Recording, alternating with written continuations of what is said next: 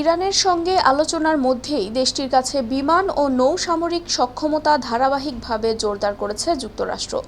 অ্যাক্সিওসের তথ্য অনুযায়ী F-35 lining 2, F-22 Raptor এবং F-16 ফাইটিং ফ্যালকন সহ গত 24 ঘণ্টায় মধ্যপ্রাচ্যে 50টিরও বেশি মার্কিন যুদ্ধবিমান মোতায়েন করা হয়েছে।